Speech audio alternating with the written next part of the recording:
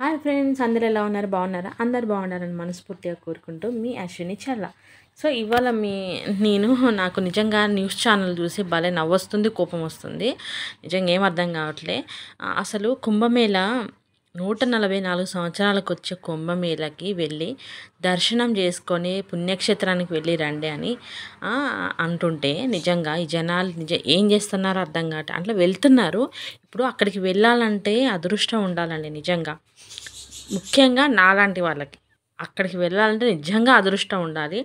ఇంకోటేంటంటే, అదృష్టం ఉండాలి అని అనడం ఒక పక్క అయితే, ఇంకొకటేంటంటే వెళ్తారు ఎలా అయినా. అంటే ఇంట్లో మనీ ఉన్నా లేకపోయినా ఎక్కడైనా అప్పు తెచ్చుకొని, లేదంటే ఇంట్లో ఉన్న గోల్డ్ తాకట్టు పెట్టుకొని, అమ్మేసుకొని, ఏదో ఒకటి చేసి కింద మీద పడి పోయేవాళ్ళు కూడా చాలా ఉన్నారు. నిజంగా అదృష్టవంతులు అలా పోవటం.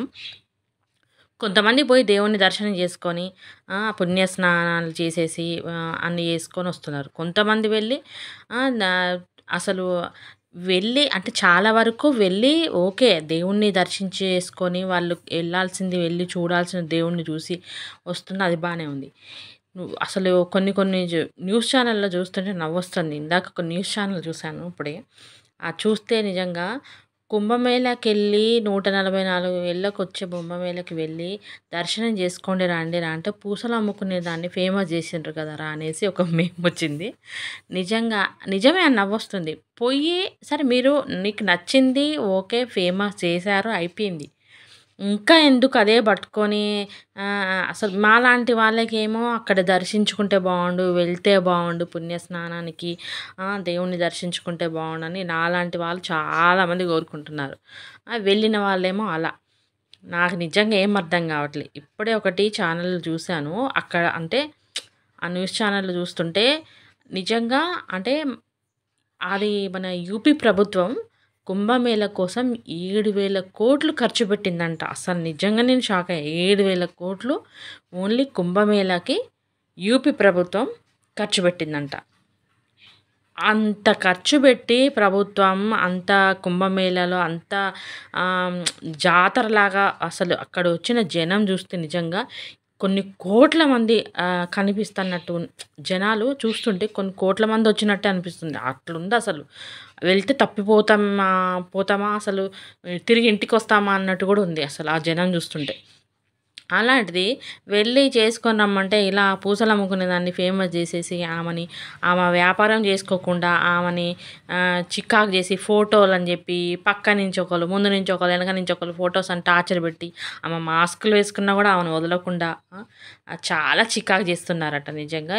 ఇందాక న్యూస్ ఛానల్‌లో కూడా అసలు మోడీ మాట్లాడిండట. అతను ఇన్ అసలు ఏంటి అనేసి ఒక క్వెషన్ మార్క్ లాగా పడిపోయింది కుంభమేళాలో ఈ మోనాలిసా గురించి. మళ్ళీ ఇంకోటి ఏంటంటే ఇందాక రిపోర్టర్ మాట్లాడుతుంటే విన్నా నేను. అసలేమంటున్నారంటే నిజంగా బాగుంది అమ్మాయి. ఆమె కళ్ళు వల్ల, ఆమె వల్ల చాలా జనాలు పబ్లిక్ ఫేమస్ చేశారు. వైరల్ చేశారు ఆమెని. అంతా బానే ఉంది. కాకపోతే మరీ ఆమెని చికాకు చేసి ఆమె ఫోటోస్ తీసుకుంటా, వీడియోస్ తీసుకుంటా, సెల్ఫీస్ అనేసి ఆమె జాబ్ చేయకుండా చాలా ఇబ్బంది పెడుతున్నారనేసి పైనుంచి మాకు పైనుంచి ఆర్డర్‌లొచ్చినాయంట. అంటే అది ఇప్పుడు రూ. 10 బిజినెస్ అయినా, 10,00,000 బిజినెస్ అయినా అది వాడి వ్యాపారం అంతే. ఇప్పుడు ఎవరైనా సరే వాళ్ళ వ్యాపారాన్ని రూ. 10 గాని, 10,00,000 గాని అది వాడు కష్టపడితేనే వస్తది వాడికయి అంతే. అట్లాంటి దాన్ని పోయి చికాకు చేసి ఆమెని నిజంగా చాలా చికాకు చేయడం ఇది మాత్రం కరెక్ట్ గాదు. మీరు కుంభమేళాకెళ్తే దేవుని దర్శనం చేసుకోండి, స్నానం చేయండి. అక్కడికి పోయి పుణ్యాన్ని తీసుకొని రండి. పాపాలు వదిలేసి. అంతేగాని పోయి ఆమెని చికాకు చేసేసి నిజంగా నాకసలు ఏం అర్థం కావట్లే. అసలు ఇప్పుడే ఛానల్ చూశాను. దాని గురించి మాట్లాడదామని నేను ఇట్లా వీడియో చేస్తున్నాననమాట. ఇంకోటేంటంటే మీమ్స్ పక్క పెట్టండి. అంటే నిజమే కరెక్టే. ఇప్పుడు బావుంది అమ్మాయి అనేవాళ్ళు ఉన్నారు.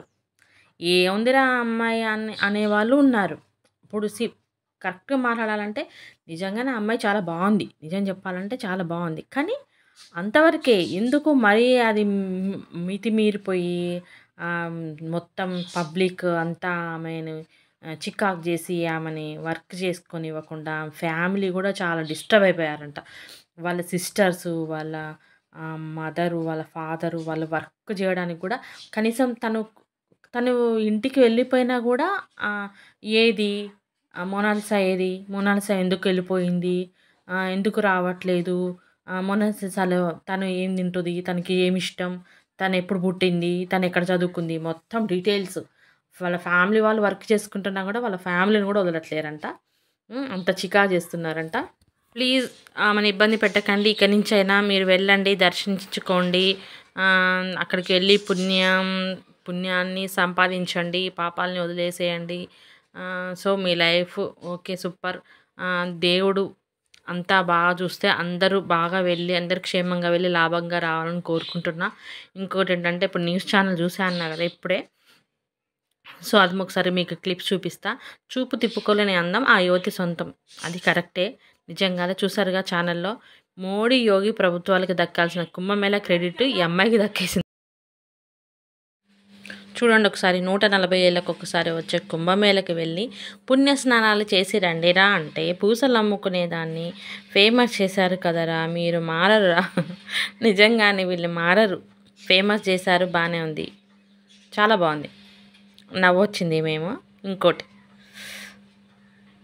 మహాకుంభమేళాలో పుణ్యస్నానం ఆచరించిన 10 కోట్ల మంది భక్తులు. చూశారుగా, 10 కోట్ల మంది వెళ్ళి అడుక్కుంటే చూశారు కదా. కుంభమేళాలో పుణ్యస్నానం ఆచరించిన 10 కోట్ల మంది భక్తులు అంట. నిజంగా 10 కోట్ల మంది, అదే అనుకుంటున్నా.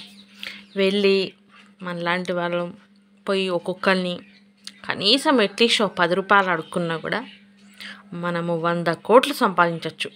అవునా కదా? సరే వాడు 10 ఇవ్వకపోయినా 5 ఇచ్చినా 50 కోట్లన్నా సూపర్ కదా, కోటీశ్వరం అయిపోతాం.